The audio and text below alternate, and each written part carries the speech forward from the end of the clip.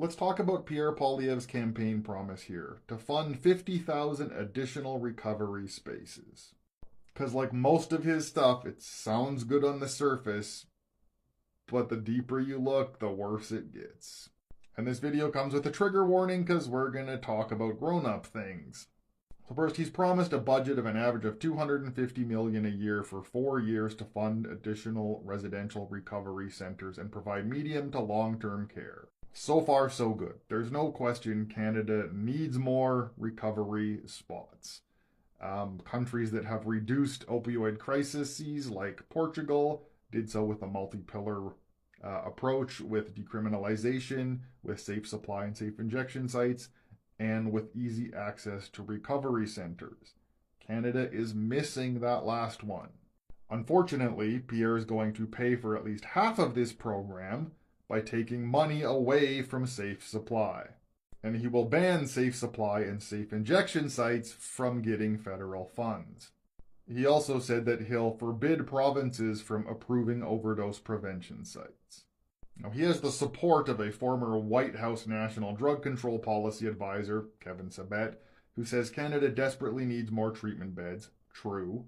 And it also needs more levers to get people into those beds. These are some numbers from Insight in Vancouver, British Columbia. This is just one safe injection program. Total number of visits since 2004 is 4.6 million. Total injection room visits is almost 3 million. Overdoses reversed, almost 12,000. Referrals to services provided off-site, 71,000. Total drug and overdose deaths, 0. So Pierre Poilievre's advisor there says we need to convince or need to have more ways to convince people to get into recovery, but they want to remove funding and forbid provinces from making safe injection sites that refer tens of thousands of people into recovery. Now, Pierre Poilievre said he picked that 50,000 number because that's how many opioid-related overdoses there's been in Canada.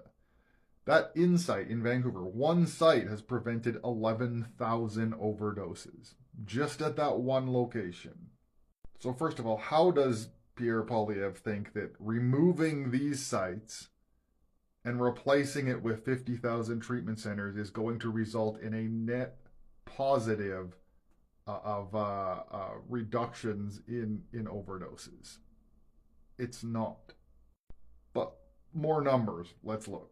You can go read this study if you want. How many recovery attempts does it take to successfully resolve a drug problem? And their conclusions found that it takes between 1 and 100 attempts, with a mean of 5.3 attempts and a median of 2 attempts. Now, I think they used mode, median, and mean incorrectly in their study. They said the median average was 2, but mode is the most common. So mode is 2. Median would be the middle, which would be between like 0 and 100, so 50. And the mean average, which is what most people think of as the average, is where you would take the total amount of recoveries divided by the amount of people, etc., which would be 5. So right there, Pierre's 50,000 recovery spots, it takes an average of 5 recovery treatments to get recovery. That's down to 10,000 people it's helping right now. Except then you have to look at what recovery means in this sense. You can pause to read if you want. Basically, recovery can mean a whole bunch of different things.